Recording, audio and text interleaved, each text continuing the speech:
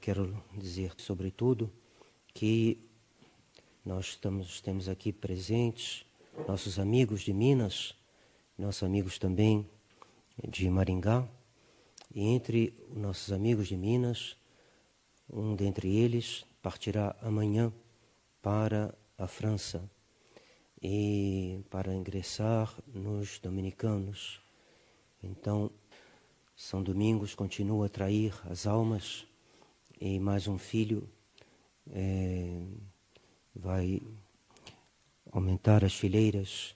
Queira Deus que persevere e possa ter um ministério frutuoso, ensinando a doutrina da Igreja de São Tomás, possa bem assimilá-la e pregar, confessar, orientando as almas nos tempos de confusão no qual nós vivemos.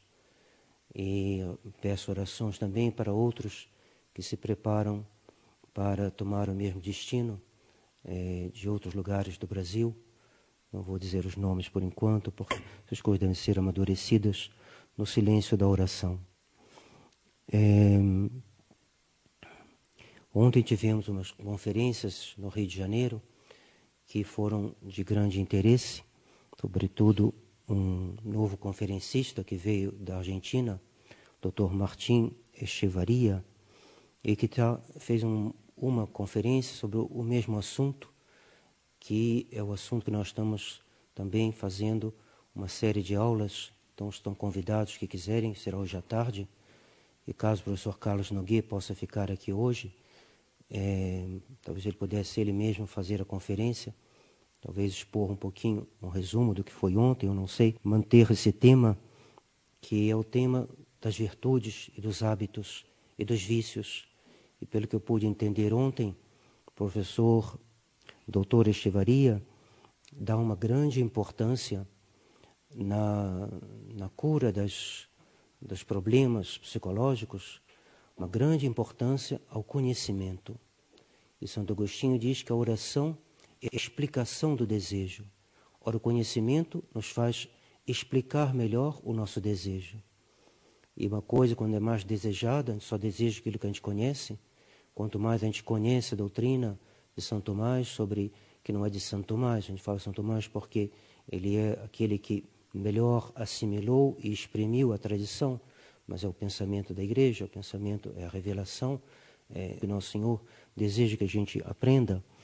Então, quanto mais a gente aprende, a gente compreende a alma humana, quanto mais a gente aprende, nossa própria alma a compreende e vê quais são os perigos que a ameaçam e os remédios que Deus nos deu e aquilo que a gente deve reforçar em nós, quanto mais se nós fizermos isso, mais nossa oração será intensa, mais a gente compreenderá essa palavra de Santo Agostinho. A oração é o desejo explicado.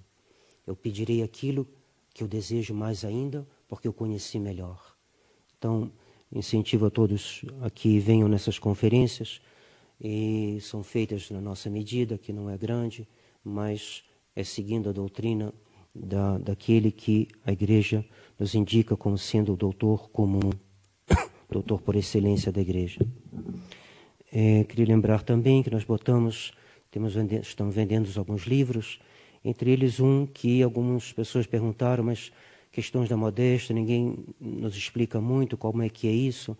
Então está aqui um livro para os pais de famílias, para que eles possam ler, explicar às suas esposas e às suas filhas o que a Igreja pensa. É o ensinamento dado no seminário de La Herrera, na Argentina. Então, o ensinamento o mais tradicional, o ensinamento da Igreja, o ensinamento de Nosso Senhor Jesus Cristo, porque a Igreja e Nosso Jesus Cristo é a mesma coisa. Se a Igreja não fosse o ensinamento de Nosso Jesus Cristo, ela não serviria para nada. Então, está aqui o que Nosso Senhor...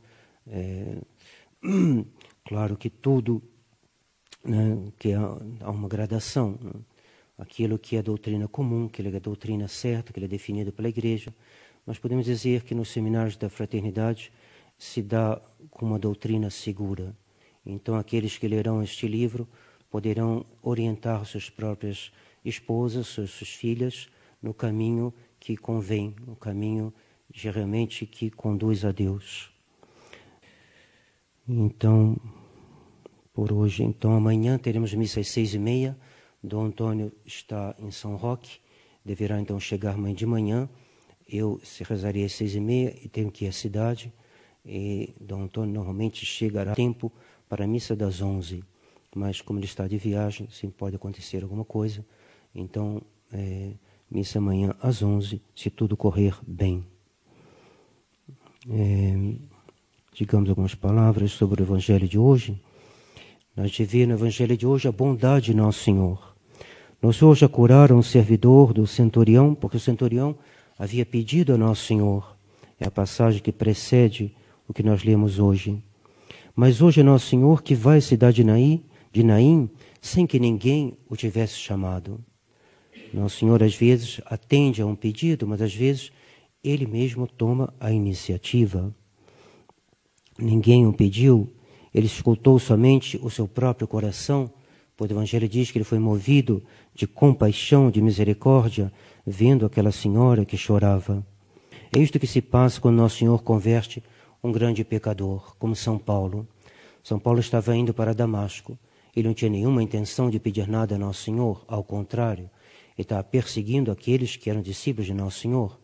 Então, lá ia ele com uma intenção muito diferente daquela que alguém que se põe de joelhos numa igreja e reza para Nosso Senhor. Ele não estava pedindo nada, nem acreditava em Nosso Senhor. E, no entanto, Nosso Senhor vai convertê-lo e fazer dele o maior de todos os apóstolos. Mistério da graça. Deus interveio. Sem ser chamado, Ele interveio. Um homem que ia numa direção oposta ao cristianismo, perseguidor dos cristãos, ele mudado por uma intervenção da graça. Uma graça que preveniu o desejo. E hoje também, de nada a Nosso Senhor, mas ele, movido por compaixão, se aproxima desta mãe e diz, não chores. Hoje também, na crise atual, Nosso Senhor diz à Santa Igreja, não chores. Ele toca muitas almas, como a gente pode ver, quem acompanha os acontecimentos, quem pode se constatar que sempre está chegando almas novas, que entram na tradição, que se deixam tocar pela graça divina. Um grande mistério. Deus converteu São Paulo e não converteu outros. Judas permaneceu no seu pecado e São Paulo se tornou um grande apóstolo. Graça divina converte um ladrão ao lado de Nosso Senhor e o outro não. Graça divina que tira Santo Agostinho da lama e outros permanecem na lama. Graça que fez de Abel um santo e que não fez de Caim um penitente. Por quê? Grande mistério. Devemos considerar com grande reverência, temor e tremor. Tema a graça que passa, diz Santo Agostinho, e que não volta mais. Judas teve sua hora de graça também. São Paulo foi fiel à graça e Judas não foi. São Paulo disse, graça, tudo isto foi obra da graça e a graça não foi vã em mim. Mas ele correspondeu. Ele correspondeu e esse mistério nós podemos ver nas aparições de Fátima. Quando Nossa Senhora aparece às crianças de Fátima, Lúcia pergunta, eu vou para o céu? Nossa Senhora diz sim. E a Jacinta também. E o Francisco? Também, mas é necessário que ele reze muitos terços. Nós recebemos a graça do batismo, mas é necessário rezar muitos terços para guardar essa graça do batismo. Deus dá a graça, mas depois nos pede algo, que é a perseverança na graça. E a perseverança na graça deve ser pedida. Devemos pedir a graça e a perseverança final. São Paulo foi convertido, mas ele podia ter caído como Judas caiu. Quem está de pé diz São Paulo, cuidado para que não caia. Eu castigo o meu corpo e reduzo a servidão. Por quê? Por que ele castiga o seu corpo? Porque ele via que ele podia cair. Se ele não pudesse cair, para que fazer penitência? Se quem está de pé nunca vai cair, então São Paulo não diria essa palavra inspirada pelo Espírito Santo. Quem está de pé, cuidado para que não caia. Quem reza se salva, quem não reza se perde, diz Santo Afonso Ligório. Todos nós recebemos o nosso batismo, recebemos o Espírito Santo, nos tornamos templos do Espírito Santo, mas quantos cristãos não alcançam o fim? Quantos cristãos, quantos católicos não chegam à beatitude? Por quê? porque não foram fiéis à graça recebida, porque não foram fiéis às promessas do seu batismo. E porque não foram fiéis à promessa dos seus batismos? Porque não rezaram, porque não pediram, porque não recorreram ao nosso Senhor. Por isso essas conferências sobre os hábitos e virtudes, penso que ela é muito boa para isso, porque aumentando o desejo de graça de Deus, o desejo dos dons do Espírito Santo, os desejos de graças infusas, das virtudes infusas, a alma pedirá com mais intensidade. A alma pedirá também com mais humildade, vendo os vícios do qual fala São Tomás, o melhor que a tradição da Igreja nos ensina, que Nosso Senhor nos ensina através de seus doutores, ela verá o quanto é necessário ela se precaver, pois os vícios dos homens podem cair muito baixo. E às vezes começa com pouca coisa, depois vai caindo, até os pecados contra a natureza, como explicava ontem esse professor, que realmente é brilhante, e é um homem sério, um homem que estuda com afinco.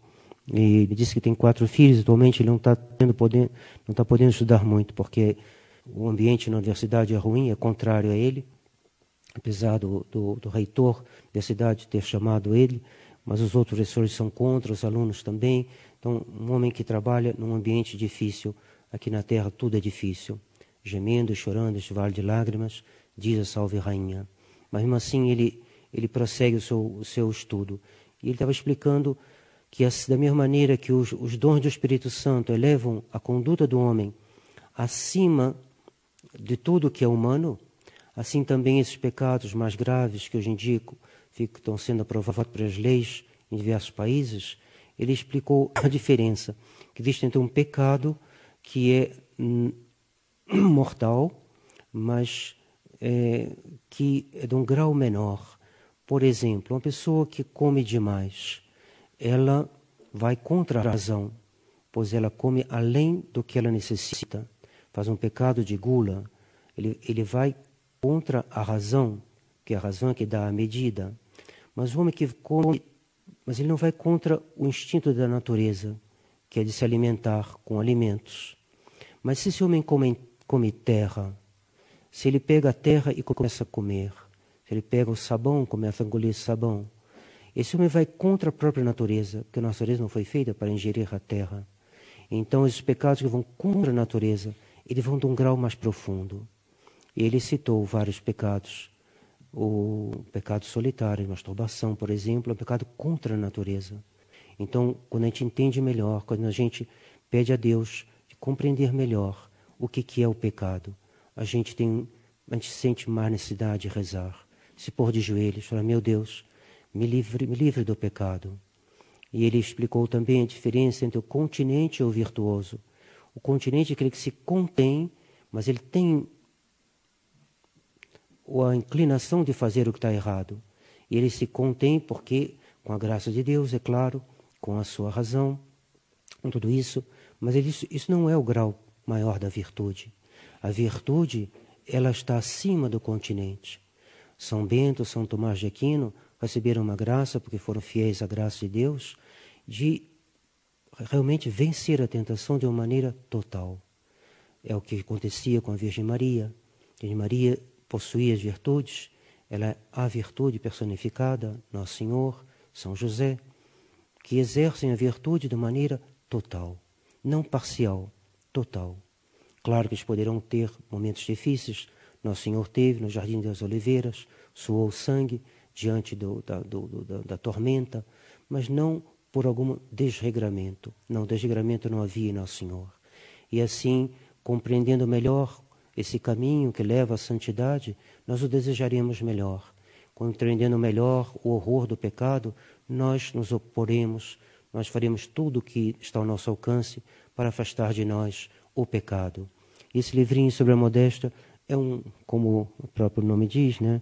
É um livro bem modesto, é uma pequena coisa, mas que ajuda. Que ajuda porque na vida espiritual, tout se tient, como diz em francês, tudo está ligado. E uma alma que cresce, assim como os dedos da mão. Se um dedo cresce, os outros crescem também. Se eu cresço numa virtude, eu cresço nas outras. E assim, se eu quero chegar à santidade, se eu quero chegar àquilo que os doutores da Igreja nos explicaram com tanta graça e tanta profundidade, e tanto nos fizeram brilhar diante de nossos olhos, essas maravilhas da graça de Deus, assim nos fizeram desejá-las. E então o Senhor quer que nós a desejemos. Então procuremos estudar. Podemos estudar e assim entrar também em todos os mistérios. O Senhor quer que a gente estude tudo, que a gente compreenda tudo. Amai a inteligência de Santo Agostinho. O mistério da graça, que é um mistério de humildade. Graça para sair do pecado, humildade para não recair no pecado. Mas a humildade não é ela mesma uma graça? Sim, a humildade é uma graça. Mas a graça não é dada sem ser merecida? É uma boa pergunta. Mas se é uma graça, ela é dada sem ser merecida, senão não é gratuita? Sim, mas ela pode ser pedida. E ela deve ser pedida. Hoje o filho da viúva de Naim foi ressuscitado sem que ninguém pedisse essa graça, como também no caso de São Paulo. E, no entanto, depois dessa primeira graça, tanto o jovem de Naim como São Paulo, eles tiveram que cuidar bem da graça recebida gratuitamente, pois ela pode ser perdida. O jovem de Naim para ficar em vida, teve que cuidar da sua saúde, como todo mundo. São Paulo, para permanecer na graça, teve que rezar e rezar muito. Eu vou para o céu, como dissemos, né? Perguntou Lúcia, e Nossa Senhora disse sim. Quando chegou em Francisco, sim, mas ele terá que rezar muitos terços. Nosso Senhor fez milagres sem que ninguém o rogasse, mas a maioria dos seus milagres foram para atender um pedido. Por aí Nosso Senhor nos mostra esses dois modos da graça atuar. Ora, ela atua antes do pedido, ora, ela atua por causa de um pedido. Antes do pedido, porque para que fique claro que Deus converte o pecador, que é Ele que converte. É Deus que nos amou primeiro. É Deus que teve a iniciativa na obra da redenção. É Deus sempre que está no princípio. E no princípio de tudo, já que está escrito, no princípio era o Verbo. E por Ele foram feitas todas as coisas, e nada do que está feito foi feito sem Ele. Ele está sempre no princípio. Sim, o princípio de tudo é Deus. Mas Deus quer que nós, criaturas inteligentes, dotados de entendimento e de vontade, e quer que nós tenhamos a nossa parte na redenção. Por isso Ele mesmo quer que nós nos ponhamos de joelhos no chão, para que nós rezemos, pedindo humildemente a graça de perseverar na graça. Graça de perseverar na graça. Uma coisa é obter a sabedoria, ou seja, a graça. Outra coisa é conservá-la. E São Luís Grandon Fort diz que conservar a graça é mais difícil, conservar a sabedoria é mais difícil do que obtê-la. Conservar a sabedoria é mais difícil do que obtê-la. Quantas pessoas aprenderam bem o seu catecismo?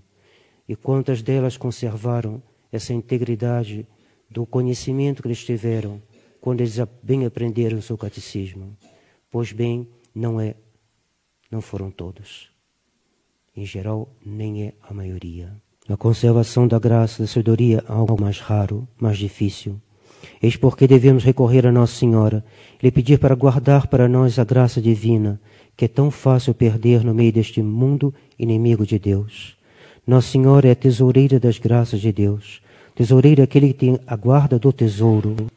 Nossa Senhora guarda o tesouro da graça que está em nós.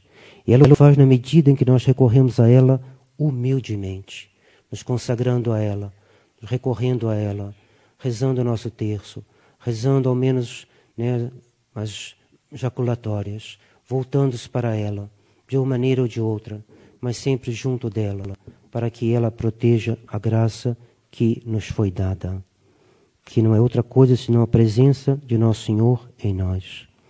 Nosso Senhor é o nosso refúgio. Esse refúgio é o seu imaculado coração, pois o coração de Nossa Senhora é um coração materno. E um coração materno chora e se comove. E se comove, e não só se comove, mas comove o coração do seu filho. Hoje Nosso Senhor ressuscita um jovem de Naim, porque viu a mãe chorar. Quanto mais não fará Ele, se Ele vir Nossa Senhora chorar por nós. E sobretudo se nós estivermos dispostos, bem dispostos, para receber a graça que ela, chorando, pede a seu filho por nós. Ele começa por consolar a sua mãe, a mãe desse moço. Não chores. E assim também, na crise atual, Nosso Senhor olha primeiro a aflição da sua mãe, a aflição da Santa Igreja. Ele olha primeiro o imaculado coração de Maria. Estejamos sempre unidos a este coração imaculado. Estaremos certos de sermos objetos das misericórdias de Deus, pois é para isso que esse coração nos foi dado. Nossa Senhora é o trono da graça. Quem a tem por mãe, a conservará a graça e obterá a vida eterna. Nos diz a Escritura. Recorremos, pois, a ela sempre, na tribulação, na tentação, nas quedas, sobretudo, pois se ela chorar por nós, se ela interceder por nós, seu Filho, nosso Senhor, será tocado de compaixão e nos ressuscitará. Então façamos bem essa cruzada do Rosário, que nos foi pedida, que nós fazemos de muito bom coração, porque rezar a Nossa Senhora é realmente o caminho que nos levará a Deus.